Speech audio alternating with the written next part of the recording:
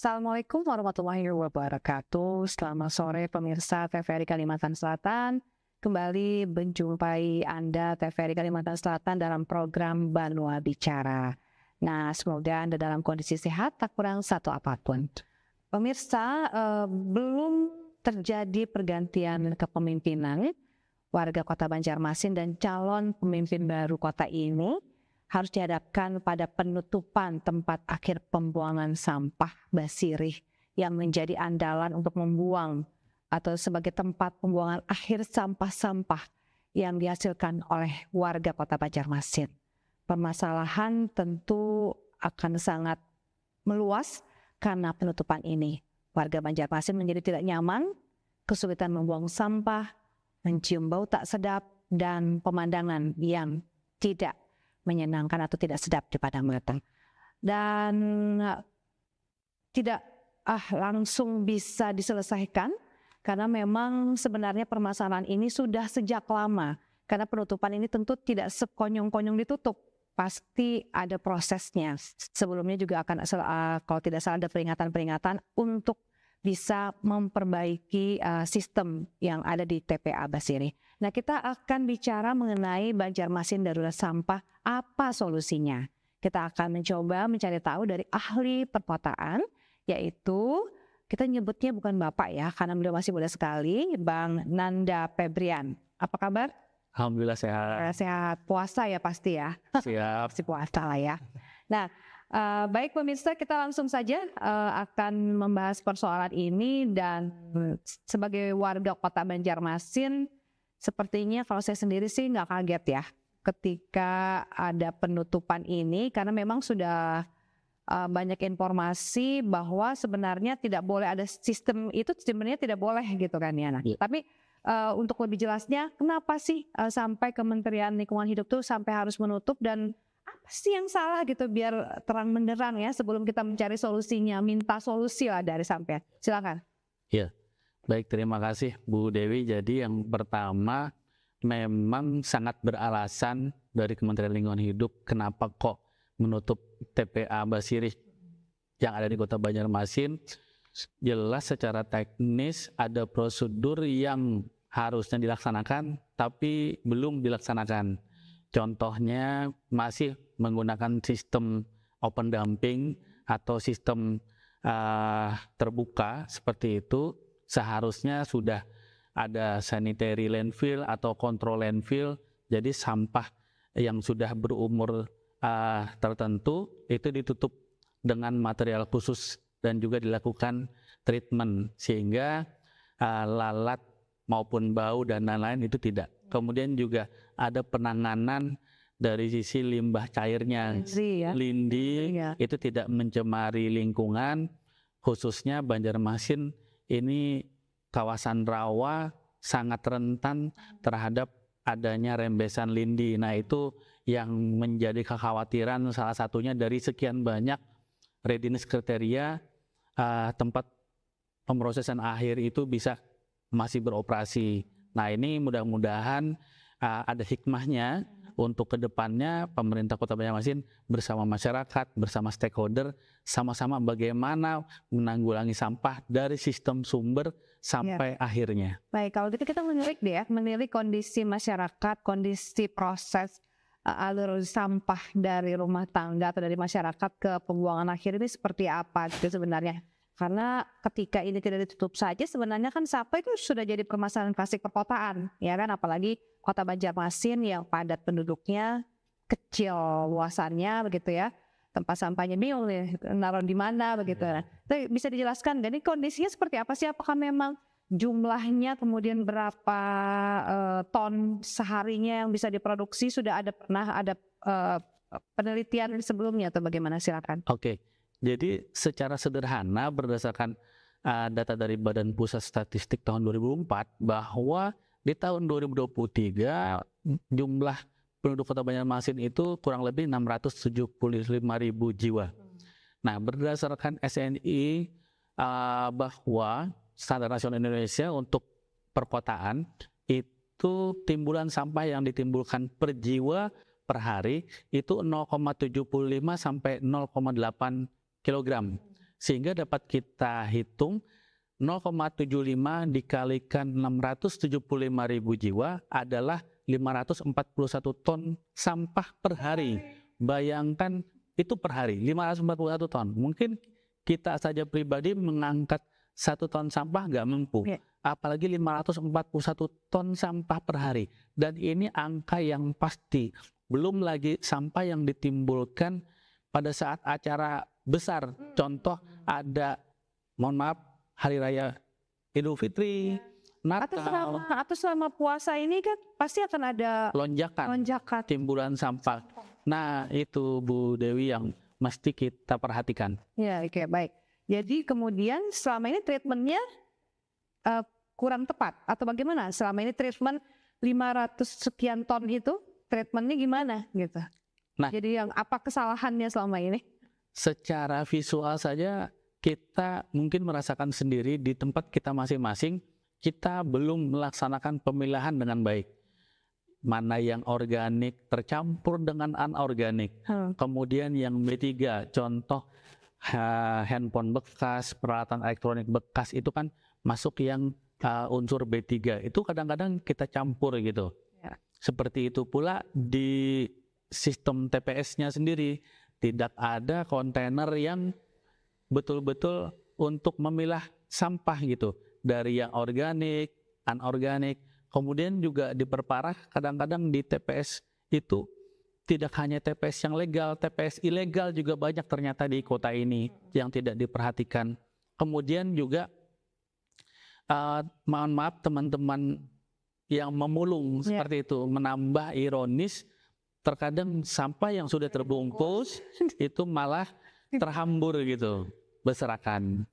Jadi ketika misalnya dari rumah sudah dipilah, mereka yang membongkar dan mencampur kembali. Ini kenapa? Karena apakah kan ini kan sudah proses yang sudah lama dari kita tuh sebagai manusia, memang itulah pembuang sampah lah kita ya. Memang sudah alaminya seperti itu.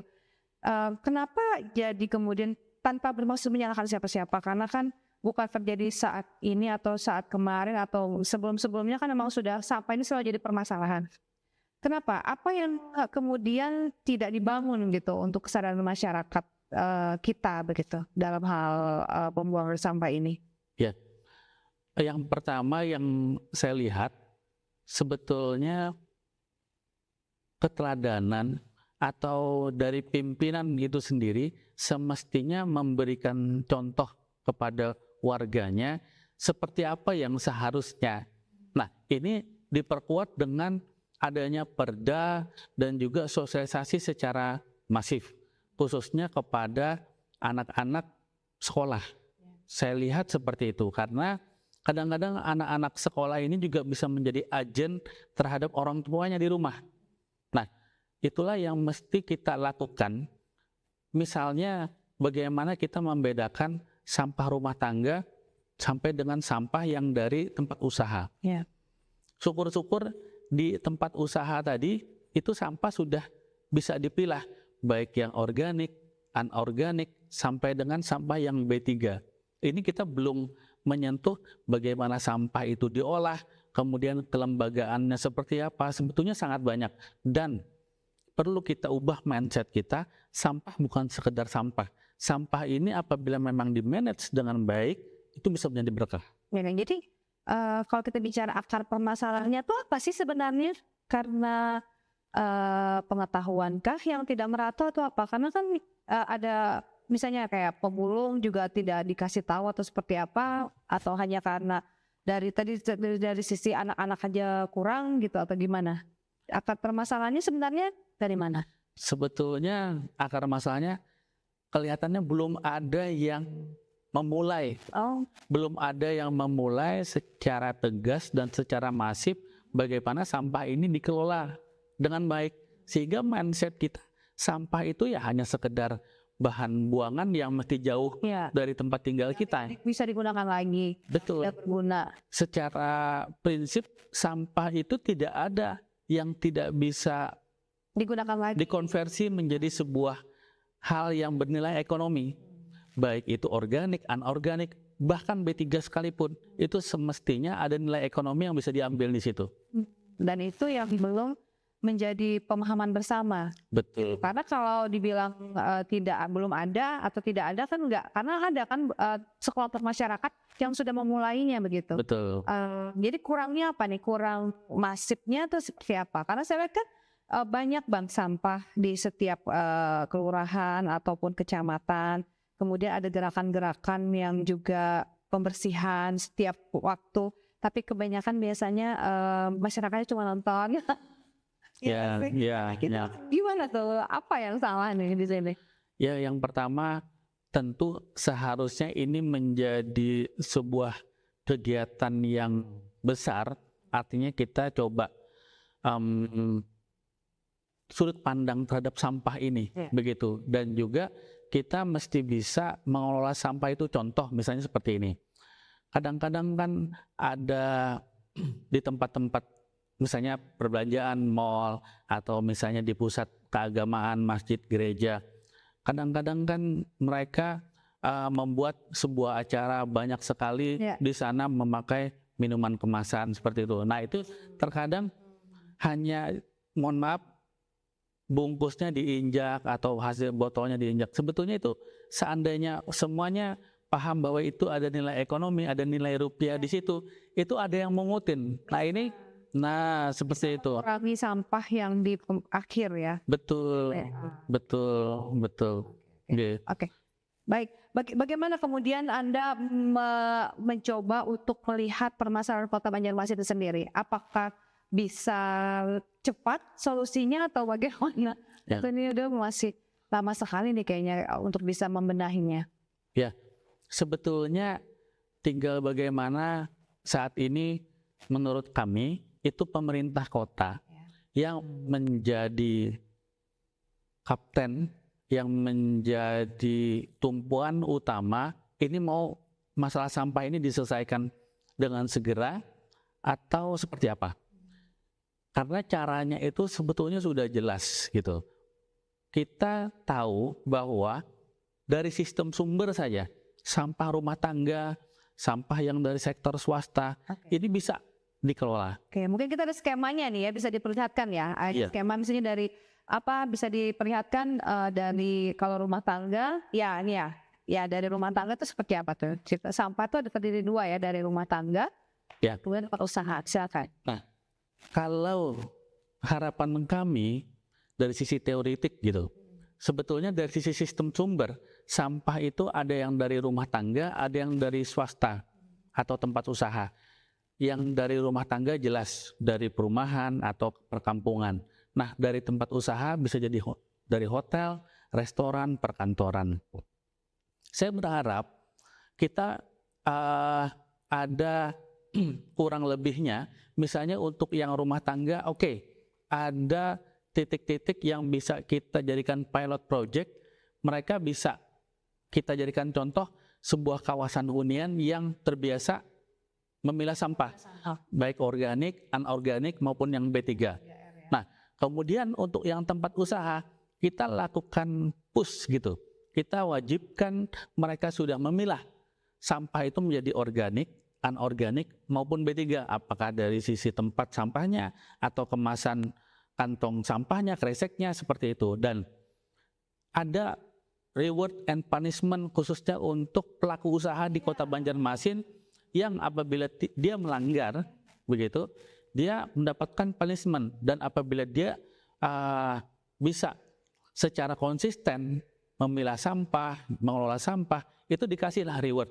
Misalnya pengurangan biaya pajak bumi dan bangunan, penggratisan izin usaha dan lain-lain seperti itu.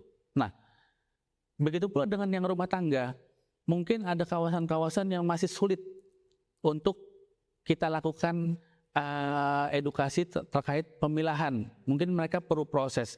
Tidak apa-apa, sampah tetap diambil, namun ada pemerintah menunjuk satu tempat, TPS 3R misalnya. Di tempat itulah yang berfungsi untuk melakukan pemilahan sampah, baik yang organik, anorganik, sampai dengan yang B3. Nanti pada saat sudah terpilah, banyak sekali yang bisa dilakukan untuk pemanfaatan maupun pengolahannya kembali. Dan itu yang belum berlaku di Banjarmas. Dan itu yang belum dilaksanakan di sini. Yang belum dilaksanakan. Jadi pelaku usaha misalnya nggak ada ketentuan untuk bisa harus memilah kan? Iya, Ya, betul. ya, kemudian kita berkaca kepada ketentuan tidak menggunakan kantong plastik. Memang sebelumnya terjadi pro dan kontra dan kemudian ada penolakan dan sebagainya. Tapi ternyata berjalan ya. Betul. Artinya sudah dimulai, betul. Harus dimulai. Kata Betul. Bang Nanda kan memang harus dimulai dan dimulai dari pemerintah untuk memberikan satu kebijakan begitu ya. Betul. Nah, kemudian masalahnya adalah ketika ini kan very complicated gitu ya, bahwa bukan hanya masyarakat tetapi juga harus ada fasilitasnya. Ketika masyarakat kemudian sudah melakukan 3R, apakah ada tempat pembuangan 3R? Atau kemudian ketika dia sudah mau memilah kemudian percuma ketika dibuang, kan biasanya di komplek kan ada yang muat ya. Ya. Kemudian yang muat itu menjatuhkannya ke tempat pembuangan sampah sementara. Di situ juga nggak ada pemilahan kan, padahal sudah dipilah tuh. Ya. Ini nih gimana tuh alurnya supaya cantik dan harmonis tuh, ada saran nggak? Betul, Bu. Nah, jadi memang mesti dibedakan. Artinya gini, ada skala layanan, misalnya sudah tahu RT ini atau kawasan komplek ini buang sampahnya kemana. Apabila tidak ada yang memungut di rumahnya, mereka sudah harus tahu gitu. Misalnya dari RT 1, RW 1, buang sampahnya ke TPS 3R yang di situ. Atau misalnya paman sampahnya di RT 1, RW 1, buang sampahnya ke TPS 3R yang mana. Jadi jelas gitu. Karena tadi kita bisa mengasumsikan 0,75 sampai 0,8 kg per hari per jiwa. Nah, jangan sampai juga ada lagi TPS 3R yang overload seperti yang mohon maaf terjadi di HKSN, terjadi di Jalan Mahata, kawasan Mahatama dan lain-lain seperti itu. Nah, itu karena memang mungkin masyarakat menilai itulah tempat yang paling strategis, paling dekat, paling mudah dijangkau. Mereka menjangkau seperti itu. Nah, jadi kita memang pemerintah mesti menghitung betul-betul, jangan sampai skala TPS 3R-nya malah terlalu kecil. Sedangkan demand-nya, sedangkan masyarakat yang membuang di sana banyak. Nah, kalau sekarang memang ada tempat sampah 3R ya di Banjarmasin, tapi sama kayaknya kapasitasnya ya? Atau gimana? Sudah ngeliat belum? Kalau di Banjarmasin secara umum belum menerapkan sistem pemilahan sampah TPS 3R secara benar. Betul, seperti itu ya? Betul, dilihat di mana yang ada sekarang yang bisa memilah secara benar.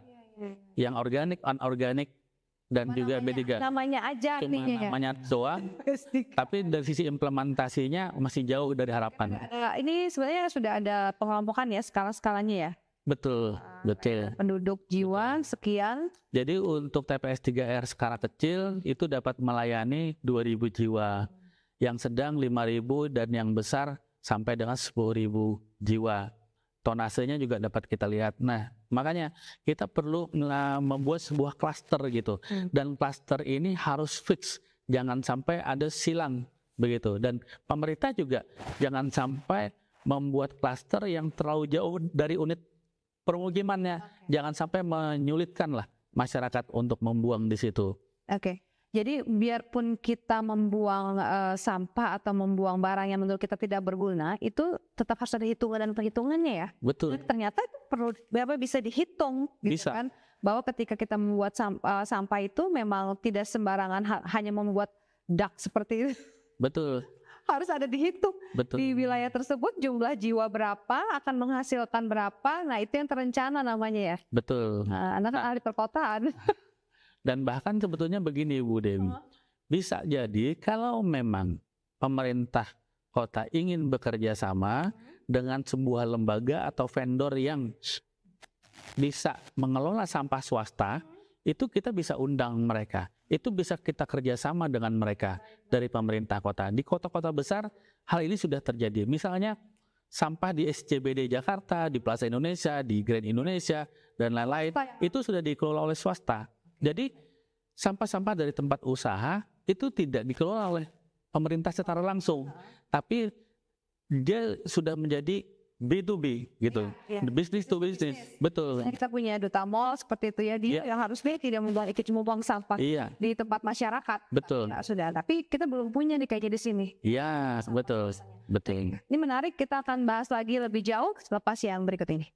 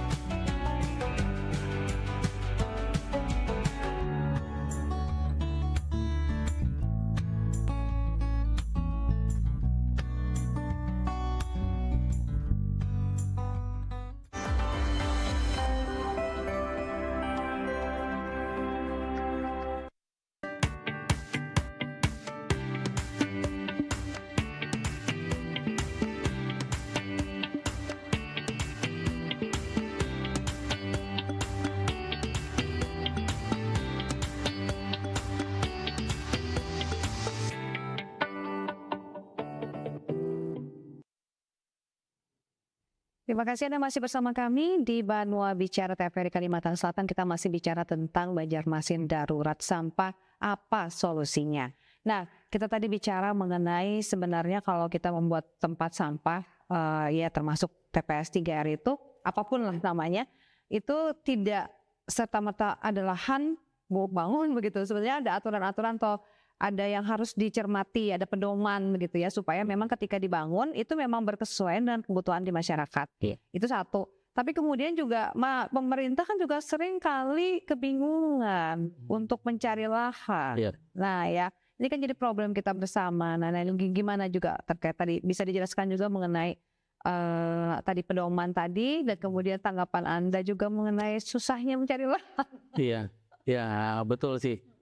Retensi itu pasti terjadi karena memang masyarakat enggan di dekat huniannya itu dijadikan tempat penumpukan sampah, bukan pengolahan sampah ya kan? Karena memang tidak ada yang bisa memberikan jaminan atau contoh masyarakat kepada masyarakat bagaimana sih sistem pengolahan sampah yang baik gitu, tidak menimbulkan bau, ya kan?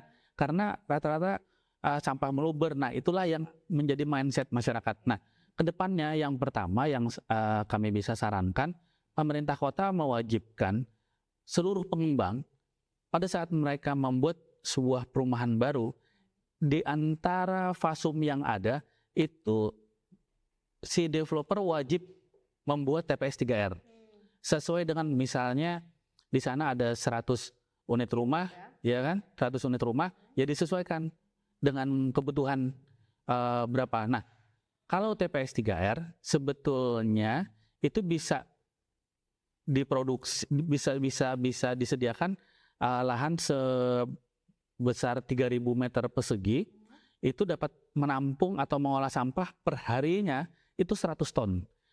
Jadi analoginya 3.000 meter persegi itu dia mengolah selama 8 jam sehari, itu sampah yang bisa terkelola 100 ton. Nah, bayangkan di Banjarmasin ada 541 ton sampah per hari, sehingga diperlukan kurang lebih ada 5 TPS 3R per kecamatan saja. Nah, itu nanti disesuaikan lokasinya, mana yang memang memungkinkan.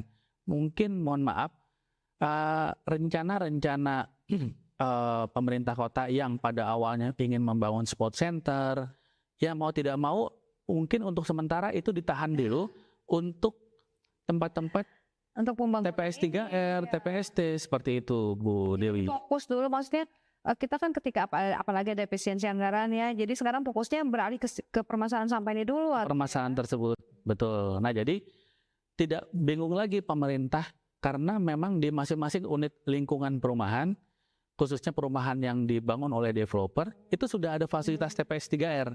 Nah, masyarakat tinggal bagaimana menyusun rencana terhadap perumahan-perumahan yang mohon maaf di kampung, misalnya di unit-unit lingkungan permukiman. Nah, kemudian juga pemerintah mesti tegas terhadap TPS liar yang masih ada, tutup, gitu kan. Kemudian berikan solusi di mana masyarakat bisa membuang sampahnya atau memilah sampahnya, kemudian mereka menaruhnya di mana. Yang jelas jangan terlalu jauh dari lingkungan pemukiman mereka. Oke, baik. Jadi itu memang tadi ya ada ketentuan tadi bahwa harus perumahan-perumahan itu juga harus, dan ketika kalau tidak salah juga ada perdanya ya. Ada perdanya. Iya, Seharusnya seperti itu. Seharusnya ada ya perdanya bahwa ketika ada perumahan dia juga harus menunjukkan bahwa terdekat itu tempat pembuangan sampah begitu ya. Di dalam lingkungan permukiman Iya, di situ harus di dalam. ada perdanya. Ada. Tapi itu tidak dilakukan. Kan ada 30% untuk fasum. Iya, Pasum. Nah, sebetulnya selain menyediakan untuk jalan, untuk ruang terbuka hijau, untuk misalnya kolam retensi, justru yang paling wajib itu yang pengolahan sampah. Saya hanya melihat di perumahan-perumahan itu hanya pasung ya kan, Iya, hanya itu iya, kemudian iya. ya tempat bermain anak itu kan ya jalan, jarang yang ada tempat sampah. Betul. Nah, jadi masyarakat itu pada waktu ingin membeli rumah sudah terinformasi, oh nanti di dekat lingkungan rumahku itu ada TPS 3R. Baik. Dan tentu karena masyarakat dari awal sudah memahami, dia tidak bisa protes. Oke. Dan juga developer bisa menjelaskan bahwa di samping rumah Bapak Ibu nantinya ada TPS 3R. Nah, pemerintah kota tugasnya memfollow up bagaimana TPS 3R itu dikelola dengan baik sehingga bisa mengurangi retensi masyarakat yang awalnya menolak, bisa menerima. Iya, bisa menerima kalau memang bermanfaat bagi mereka ya. Betul. Dampaknya tidak terlalu buruk untuk lingkungan begitu. Ya, tapi tadi kadang-kadang pengusaha kan berpikirnya bisa 1.000 meter persegi ya perlunya ya. 3.000 ya. 3.000 untuk 100 ton. Ya mungkin mereka mikir juga nih lebih baik dibikin rumah. Iya. Nah, cuma tapi itu jangka bisa. panjangnya. Betul.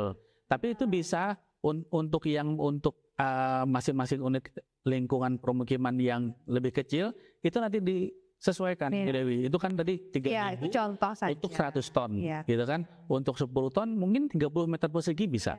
Nah, itu analoginya. Jadi jangan berpikir sekarang, tapi ke depannya bahwa lingkungan itu akan rapi, bersih, nanti juga akan berujung pada citra dari komplek itu ya, perumahan itu kan sebenarnya jangka panjang loh harusnya berpikirnya. Betul.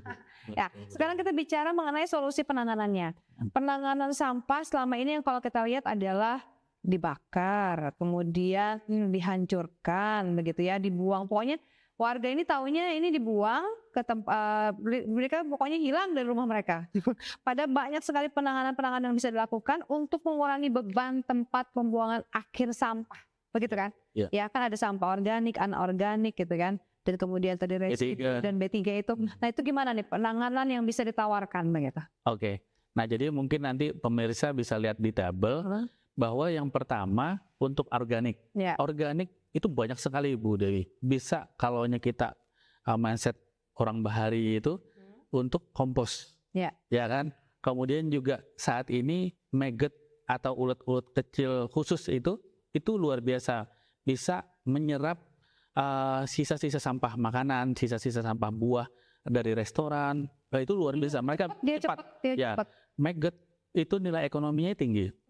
Itu banyak sekali industri baik pakan ternak dan lain-lain itu bisa memakai maggot. Kemudian juga dari sisi gas metan itu bisa gitu kan untuk menjadi alternatif energi. Nah kemudian yang anorganik, wah luar biasa. Kalau anorganik baik dari kertas kemudian juga dari plastik itu kan nilai ekonominya tinggi. Kemudian misalnya sisa sampah seng, sampah-sampah bahan bangunan besi, wah itu luar biasa Bu Dewi. Kemudian juga dari yang residu untuk yang B3 yang memang seolah-olah tidak ada nilai ekonomi ternyata ada. Itu bisa jadi RDF, bisa jadi SRF, macam-macam. Apa tuh? RDF, RDF itu sebuah bahan bakar pengganti batu bara. Untuk industri-industri tertentu itu bisa menggunakan RDF sebagai bahan baku untuk pengganti pembakaran dari batu bara, dan itu nilai ekonominya juga tinggi. Di mana pusat pengelola RDF terbesar di Indonesia ada di Jakarta. Sebetulnya sudah banyak contoh kota-kota besar yang berhasil mengelola sampah hingga menjadi berkah.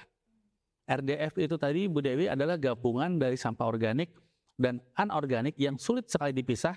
Contoh misalnya sedotan. Ya. Itu kan kalau hanya kita ambilin satu-satu susah, gitu kan? Digabung dengan yang organik itu nanti diturunkan kadar airnya di bawah 25% dan juga menjadi semacam biji-bijian seperti itu. Pada akhirnya itu nanti bisa menjadi bahan baku untuk pabrik seperti Dan itu. kemudian ada PLTA sampah, PLTA, pembangkit tenaga listrik sampah. Betul. Nah itu gimana tuh? Kayaknya banyak yang menawarkan solusi itu. Nah untuk Kota Banjarmasin sendiri yang paling worth it atau kemudian yang paling Memungkinkan? simpel ya, Ya. memungkinkan itu apa ya? Tentu kalau hanya kita membuat PLTA kan kita melihat bagaimana kontinuitas dari sisi kapasitas.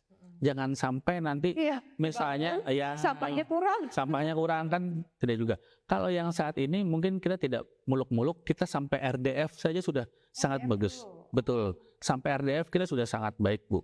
Apalagi kalau kita bisa tambahkan ada gas metan, maggot dan lain-lain. Mungkin kita perlu bertahap ya sampai dengan kita punya pembangkit listrik tenaga sampah. Tapi ada penawaran lagi apa tuh satu? Ada profesor dari Jepang atau apa yang menawarkan itu apa? Kalau tidak salah. Kalau saya dengar ada insenerator. Nah itu apa tuh bedanya? Pengen tahu aja nih sebagai gambaran. Kalau sampah kita masukkan di insenerator, sebetulnya kita rugi karena biaya operasionalnya tinggi. Biasanya insenerator ini adalah limbah B3 medis yang memang tidak boleh, bukan tidak dapat kita, memang tidak boleh, mandatori itu harus dimusnahkan. Jadi sisanya menjadi apa? Ya menjadi abu dan biaya operasionalnya tinggi. Nah, apabila sampah organik, anorganik kita itu dimasukin ke insinerator, sayang seperti itu. Harusnya masih bisa kita manfaatkan kembali, masih ada nilai ekonominya. Kalau masuk insinerator jadi abu udah nggak bisa dimanfaatkan apa-apa. Oke, baik. Dan itu kemudian memerlukan anggaran yang sangat besar. Ya, sangat besar. Nah, kalau kita bicara tadi ya pola penanganannya, kalau dari yang tadi dari pemilahan, kemudian ada maggot tadi, dan itu kan mungkin masih terjangkau lah. Tapi kalau berkaitan dengan pembangunan tadi, itu pembangunan listrik, pembangkit tenaga listrik atau RDF tadi, itu gimana tuh dari sisi anggaran? Apakah bisa segera diwujudkan? Sebetulnya sangat bisa. Ya, sebetulnya sangat bisa. Apabila pemerintah kota Banjarmasin maupun pemerintah kota lainnya di Indonesia itu menginginkan, sebetulnya sudah ada vendor yang menyediakan alat pemproses RDF itu sendiri. Itu banyak sekali Bu Dewi. Itu tinggal undang. Bukan harus membangun atau tapi cuma sebenarnya? Kita bisa sharing sama mereka. Mungkin pemerintah kota punya lahan. Dari sisi mekanikal, elektrikal, semuanya dari mereka, ya kan? Tinggal nanti dari pemerintah kota supply sampahnya kepada mereka, baik yang organik, anorganik hingga menjadi RDF. Jadi sebenarnya banyak cara atau kemudian banyak formula yang bisa dikerjasamakan. Gitu. Tadi sebenarnya terpotong break. Tadi kita juga bicara mengenai bagaimana pengelolaan sampah itu juga bisa B2B kan? Betul. Nah, itu kenapa jadi kemudian B2B pengelolaan sampah saja belum menjadi hal yang kayaknya menarik di Kota Banjarmasin karena nggak ada tuh yang mau, apalagi yang tadi pengelolaan tadi. Mungkinkah orang juga mau menginvestasikan itu? Iya. Jadi yang pertama yang diperlukan tuh legal standingnya, SOP-nya seperti apa? Apakah masih memungkinkan pemerintah kota itu mengelola sampah yang non rumah tangga. Nanti bisa bikin hitung-hitungan dulu, apakah pemerintah kota masih sanggup dengan 541 ton per hari, ditambah nanti sampah dari industri, dari tempat usaha, masih sanggup nggak? Kalau memang belum sanggup, itu bisa bekerja sama tuh, membuka peluang kerjasama dengan vendor-vendor yang memang dia spesialis mengelola sampah tersebut. Nah, pada saat tempat usaha itu ada kewajiban mereka untuk mengelola sampah secara mandiri, nah mau tidak mau si pemilik atau pengelola tempat usaha, dia mencari siapa sih yang ditunjuk, apakah BUMD, apakah memang vendor yang tersertified dari pemerintah untuk mengelola sampah, begitu. Nah, itulah yang menjadi pembuka kemungkinan adanya B2B tadi untuk pengelolaan sampah di Kota Banjarmasin. Baik. Nah, karena tadi itu kan memang satu gambaran yang belum implementatif ya. Maksudnya kita baru gambaran dari Bang Nanda ya, bahwa ini bisa A dan B dan C. Kalau nih boleh kita melihat kasus yang sudah ada, kita juga sebenarnya kan punya PDPAL, pengelolaan air limbah, yang kemudian itu tidak berhasil karena memang masalah limbah ini kayaknya belum menjadi pemahaman bersama warga kita gitu. Jangan-jangan nanti juga masalah sampah ini juga belum menjadi pemahaman bersama begitu. Air limbah saja sebenarnya kan sudah ada nih. Tadi kan belum bilang kenapa jadi perusahaan daerah begitu kan menawarkan. Nah itu gimana tuh? Apakah memang ada yang kurang tepat dalam hal prosesnya sebelumnya itu atau gimana? Beda jauh nih air limbah dengan sampah. Tentu berbeda yang limbah dan yang sampah. Tapi sangat dimungkinkan di perusahaan tersebut asalnya yang PDPAL jadi PDSPAL gitu kan, sampah dan pengelolaan air limbah. Karena betul. Karena memang potensi yang dari sampah ini sangat besar, dan salah satu perusahaan air limbah yang masih bertahan di Kota Banjarmasin kan memang di Indonesia kan memang di Kota Banjarmasin, PDPAL yang kita punya. Nah, saya tidak bermaksud untuk mendikte bahwa pemerintah Kota Banjarmasin bisa menambah tugas PDPAL menjadi PDSPAL, sistem pengelolaan sampah dan air limbah. Tapi maksud saya, sampah ini memang sebuah hal yang mandatori, tidak bisa menunggu, harus dikelola. Apakah tetap berbentuk badan sendiri, dia mengelolanya, atau di-merger antara pengelolaan air limbah dengan pengelolaan sampah. Karena limbah sendiri merugi, dan kalau tidak salah malah mau ditutup atau sudah mungkin. Ya mudah-mudahan kita sih mendoakan, karena itu memang perusahaan daerah, memang aset milik masyarakat Kota Banjarmasin, kita berharap mereka bisa survive dan tumbuh. Pada saat ditambah dengan tugas baru nih ya, sampah ya. Ya kita doakan mudah-mudahan bisa. Tapi karena memang peluangnya ada, tidak salahnya dicoba. Potensinya besar dari sampah. Iya. Tapi tadi terbuka peluang untuk pihak ketiga atau swasta untuk mengelolanya kalau misalnya memang pemerintah bukan tidak sanggup ya. Sama-sama kan buangan tempat usaha dengan masyarakat kan berbeda ya. Berbeda, sangat berbeda. Jadi bisa dikelola swasta ketika itu adalah hasil pembuangan tempat usaha. Karena mereka bisa berbayar. Betul. Masyarakat kan enggak. Jadi pemerintah yang punya kewajiban untuk melakukan pengolahan. Begitu. Betul, Bu. Iya. Nah, kemudian ketika kita banyak solusi penanganan, sebenarnya kan penanganan ini kan sudah dipelajari sejak lama gitu. Ya. Nah, dan sampai juga bilang bahwa nggak ada yang tidak mungkin ketika tidak ada anggaran, ini bisa dilakukan dengan pihak ketiga. Ya. Tapi kenapa hal ini kayaknya susah untuk diterapkan? Kenapa nggak dari dulu-dulu? Apakah ini memang tidak jadi perhatian atau bagaimana? Kita tidak bicara Kota Banjarmasin aja ya, karena kan kota besar rata-rata memang susah banget untuk bisa menangani sampah. Iya. Karena memang sampah ini gampang-gampang susah, gitu kan?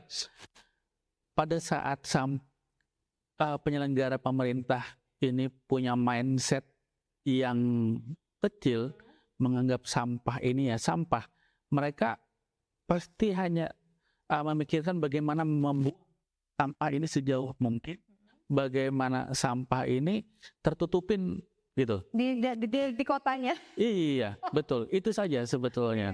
Tidak pernah berpikir bagaimana mengubah sampah ini punya nilai tambah, ada nilai ekonomi di situ. Nah, itu menurut saya perbedaannya.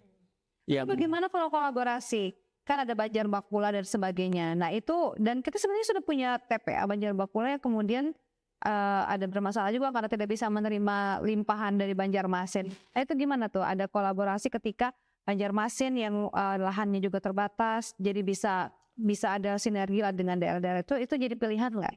Ya, memang program dari Kementerian PU pusat itu untuk klaster regional, baik di Kalimantan Selatan, Kalimantan Timur, Jawa Timur, semuanya punya namanya klaster regional.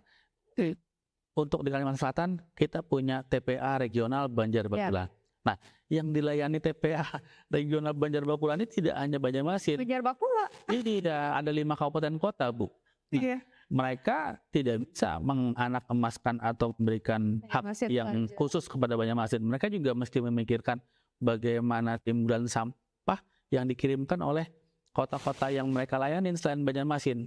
Nah, mereka juga punya jam operasional yang memang mereka punya SOP itu. Artinya Banjarmasin tidak bisa memindah beban TPA menjadi ke TPA Banjarbakulan. Wajar ya kalau ada penolakan, maksudnya memang dibatasi. Wajar ya. Betul, harus ada pengaturan di situ, harus ada pengaturan, dan dapat kita pahami dari sekarang semua hal yang masuk ke TPA, entah itu TPA Basi, TPA regional Banjarbakulan, adalah residu yang tidak dapat diolah di TPS terpadu maupun TPS 3R, baru ke TPA. Betul. Mungkin dari 1 ton, artinya satu bagian gitu, hanya 20-30% yang masuk ke TPA, dan itu yang tidak bisa diolah di TPST maupun TPS 3R, baru masuk ke TPA. Di luar itu mestinya sudah bisa dimanfaatkan di TPS 3R maupun TPS terpadu. Baik. Jadi cara berpikirnya adalah dari rumah tangga itu sudah mengurangi, kemudian masuk ke tempat sampahnya dikurangi. Tempat sampah di TPS 3R-nya, kemudian ke TPA Basirinya juga sudah berkurang, dan ke Banjarbakulannya juga sudah berkurang. Jadi bukan hanya uang full, kemudian mengalihkan beban. Betul. Ke tempat orang lain yang nggak mau lah ya. Betul. Siapa sih, kita aja juga nggak mau kalau kena dapat kiriman begitu. Baik. Kita masih akan melanjutkan perbincangan ini, masih bicara mengenai Banjarmasin Darul Sampah. Apa solusinya lepas yang berikut ini?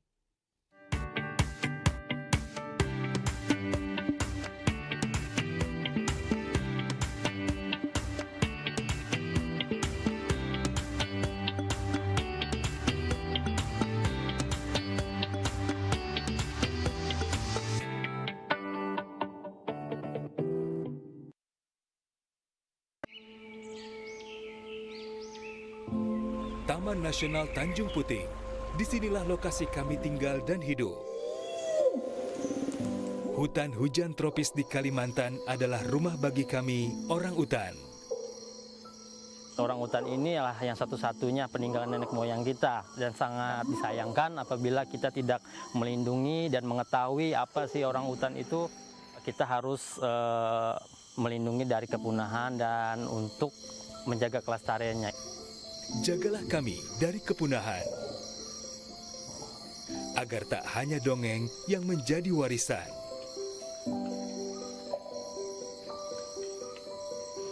Kami juga memiliki hak hidup yang sama seperti kalian, manusia.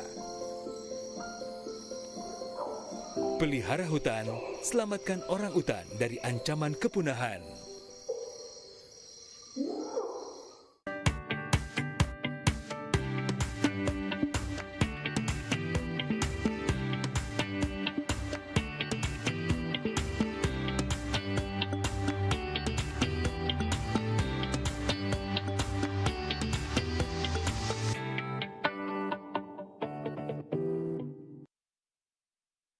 Anda masih bersama kami dalam Banua Bicara. Kita sudah ada di paruh terakhir perbincangan kita. Kita sudah banyak bicara bagaimana fakta, kondisi, penyebab, dan kemudian apa saja sih solusi penanganannya. Nah, kita kemas nih di akhir perbincangan kita ini, dan kita tekankan apa saja yang harus segera dilakukan begitu ya. Tadi sudah disebutkan bahwa ada penutupan tempat pembuangan sampah ilegal yang ini viral nih kan, Ibu Wakil Wali Kota ya, yang sudah melakukan inspeksi mendadak langsung untuk bisa menutup tempat itu, dan ternyata juga banyak pemulung di sana. Nah, kalau kita bicara artinya itu tepat ya sudah ya dengan penutupan. Nah, kalau bicara pemulung ini menarik juga karena kan tadi kan bilang bahwa yang namanya sampah itu kan bukan berarti dibuang dan tidak berguna. Ya buktinya pemulung saja memulung, artinya itu banyak gunanya. Iya. Apakah kita juga bisa menggunakan pemulung itu untuk bisa menjadi agen atau kemudian membantu pemerintah begitu?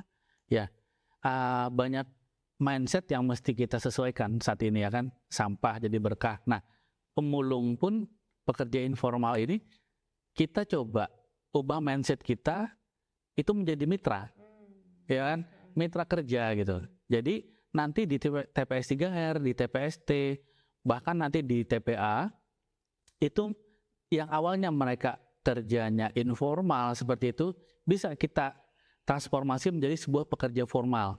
Tentu dari sisi SDM kita harus tingkatkan kemampuannya. Contoh, mereka kita dorong untuk membuat satu wadah lembaga gitu, misalnya koperasi gitu. Nah, sehingga mereka punya legitimasi untuk bekerja, mereka punya tanda pengenal untuk masing-masing wilayah kerja. Jadi di TPS 3R yang ini daftar pemulungnya si A, si B, si C.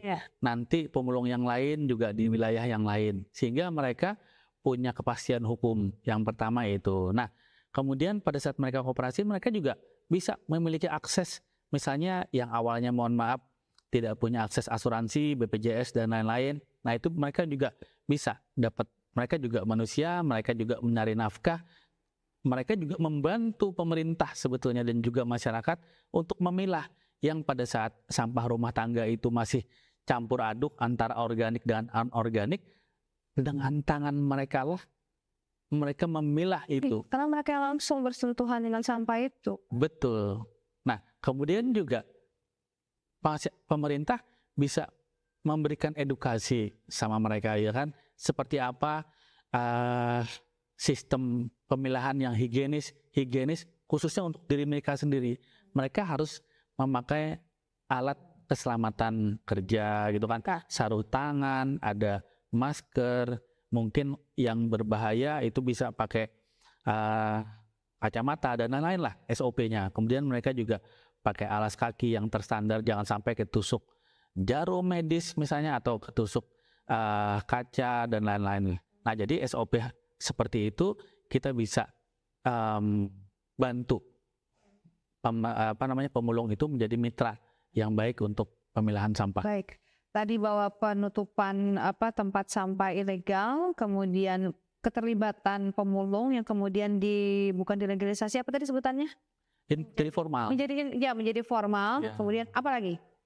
Nah, tentu misalnya ini contoh ya, TPS 3R pemulung mungkin punya saham di situ atau mereka bekerja bersama, kemudian sampah organik itu ditimbang, pada akhirnya ada nilai ekonomi yang mereka biasanya kerja masing-masing menjadi bisa bekerja bersama-sama dan punya akses terhadap asuransi kesehatan, BPJS dan lain-lain. Banyak sekali yang bisa dikembangkan pada saat mereka punya sebuah lembaga yang formal, legitimate. Pada akhirnya ya mereka pasti mendapatkan nilai tambah dari profesi yang awalnya informal menjadi sebuah profesi yang formal. Oke, itu. Kemudian mengenai pengelolaannya, penanganannya, apakah dengan maggot atau kemudian tadi RDF apa? Kita ulang lagi sampai untuk bisa terakhir ini untuk penekanannya gitu. Iya, oke. Jadi sistem timbulan sampah dari yang baik rumah tangga maupun dari tempat usaha, kata kuncinya adalah organik, anorganik, dan B3. Yeah. Nah, pada saat organik, biasanya memang pemulung itu yang anorganik, yang sudah kering gitu kan, baik plastik, bla bla bla gitu. Nah, yang organik dari sampah sisa restoran, sisa makanan rumah makan, rumah tangga, nah itu banyak sekali yang bisa dilakukan. Misalnya untuk kompos, ya kan, pupuk sekarang kan cukup sulit untuk petani kan, harus dari pemerintah pusat dan lain-lain. Nah, kemudian juga untuk maggot gitu kan, maggot juga banyak sekali turunan ya unit bisnis yang bisa dilakukan, karena satu loyang maggot ini bisa sampai per loyang seperti itu bisa sampai 50 kg sampah organik satu hari dimakannya, dan itu habis gitu. Apalagi kalau maggotnya bertumbuh dan makin besar, itu makin banyak yang dia bisa makan. Sebetulnya alam itu sudah menyediakan sarana tersebut, Bu Dewi. Jadi untuk sampah organik itu bisa menjadi kompos, kemudian juga bisa juga kita olah sampai gas metan, gitu. Itu bisa menjadi alternatif untuk sumber energi gas seperti itu. Yang organik pasti punya nilai, organik pasti punya nilai tambah yang sangat besar, dan kita juga bisa meminta bagian CSR, misalnya dari produk-produk kecantikan, misalnya Wardah, kemudian Jangan disebut nama-namanya. nggak boleh sebut merek ya. Nah, banyak sekali seperti itu. Nah, itu bisa kerjasama. Jadi mereka nanti yang memproses, dan mereka nanti bisa bayar seperti itu. Kemudian juga misalnya produsen ketika dia memproduk dengan kemasan, dia harusnya bisa juga daur ulang. Iya. Misalnya kan banyak sekali tuh pasta gigi, sampo, sabun, mohon maaf sebut merek langsung Unilever. Itu kan besar sekali dia produksi itu. Nah, itu kita bisa minta bantu, misalnya alat pencacah. Jadi pemerintah itu harusnya punya penegas gitu ya untuk bisa. Betul. Kamu bantu apa? Ya. Betul, berupa barang tentunya kan. Nanti misalnya alat pencacah, nanti kan dibagi. Ada banyak perusahaan gitu kan. Misalnya kita butuh alat pencacah kan lumayan mahal tuh, Bu. Nah, kemudian juga alat komposter dan lain-lain. Nah, itu bisa dibagi. Dan saya rasa yang penting ada regulasinya, itu bisa dijalankan dengan cepat. Baik. Jadi kita mulai lagi mengerucutkan apa yang kita bicarakan hari ini. Bahwa dimulai dari regulasi dulu. Ya kan, regulasi bahwa kita sudah tahu bahwa sebelumnya kita punya regulasi tidak menggunakan sampah plastik, ternyata berhasil mengurangi sampah plastik. Betul. Sekarang tinggal kantong sampah. Kantong sampah. Nah, sekarang tinggal regulasi tadi kepada pengembang yang harus ditekankan. Pengembang perumahan membuat TPS 3R di masing-masing unit lingkungan perumahannya. Pelaku usaha itu nanti bisa berlangganan ya kan dengan vendor-vendor yang ditunjuk oleh pemerintah. Oke, baik. Dan kemudian sebagai masyarakat juga harusnya bisa memilah dari rumah. Betul. Dan juga keterlibatan dari para pemulung, yang kemudian harus menjadi formal, bukan hanya informal. Betul. Gitu ya. Nah, kemudian tadi pembangunan tempat-tempat pengolahan tadi, RDF. Saya lupa terus namanya. RDF. Yang kemudian itu ternyata bisa dikerjasamakan dengan pihak swasta. Nah, apa kabar dengan pembangkit listrik sampah itu juga, itu apakah memang visible atau gimana nanti di Banjarmasin? Ya, tentu perlu ada kajian, hitung-hitungan bagaimana kontinuitas produksi sampah itu sendiri untuk ada investor itu membangun sebuah pembangkit listrik tenaga sampah. Jangan sampai target produksinya justru tidak tercapai pada saat mereka sudah investasi besar.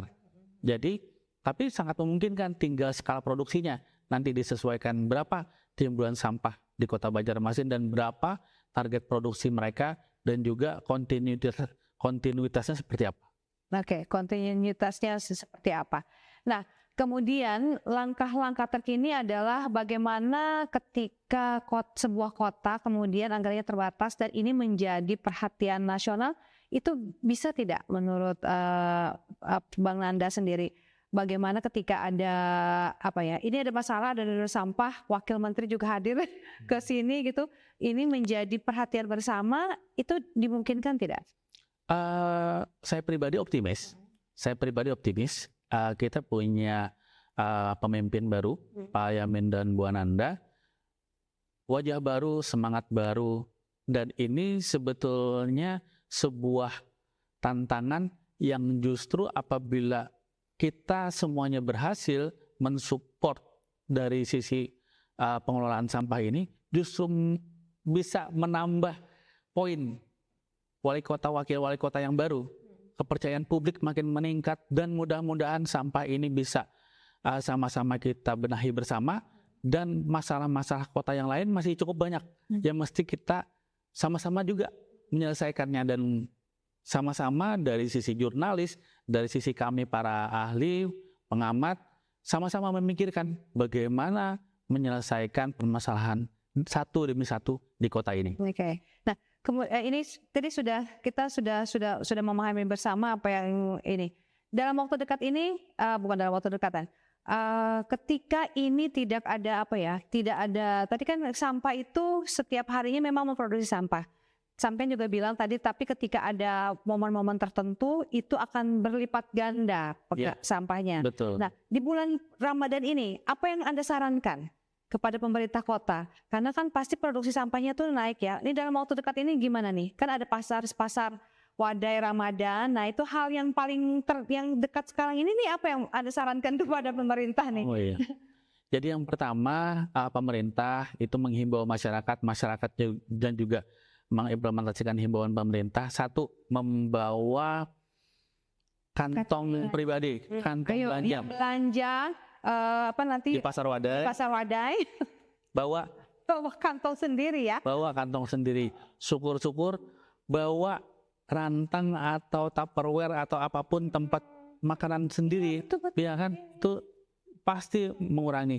Dan juga tapi pemerintah kota harus mengantisipasi armadanya ditambah, kemudian petugas sampahnya juga ditambah. Syukur-syukur kapasitas TPS 3R, kapasitas TPST-nya juga ditambah. Iya. Ya kan, sementara ini momen Ramadan. Seperti karena itu pasti akan sangat karena setiap tahun memang seperti itu. Betul. Karena terjadi peningkatan sampah di masyarakat. Betul juga, makin dimasifkan di tiap instansi lembaga yang berada di bawah koordinasi pemerintah Kota Banjarmasin, jangan ada lagi snack box. Ya kan? Baik. Snack box yang ada kemasan plastiknya di situ. Mending rapat-rapat kita bawa tumbler sendiri, kemudian snacknya bisa ditaruh di nampan begitu kan, tanpa ada box-box. Iya. Ya kan? Baik. Nah, hal-hal seperti itu dimulai dari diri sendiri lah. Dimulai dari kita semua. Baik, pesannya apa terakhir? Baik kepada masyarakat, kepada pemerintah, kepada semua lah. Mari kita bekerja bersama, merangkul semua, berkolaborasi, ya kan? Tidak ada permasalahan yang tidak ada solusinya apabila kita kerjakan bersama-sama secara serius. Termasuk permasalahan sampah.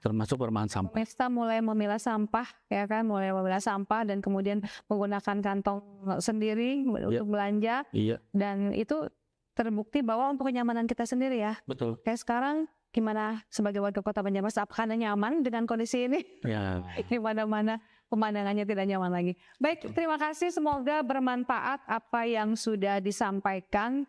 Banyak sekali solusi-solusi menarik yang mudah-mudahan salah satunya bisa menjadi perhatian lah dari pemimpin baru. Amin. Tapi sekarang pemimpin barunya masih melihat-lihat dan tetapi masih sudah melakukan tindakan. Dan mudah-mudahan itu akan terus berkelanjutan. Amin. Gitu ya.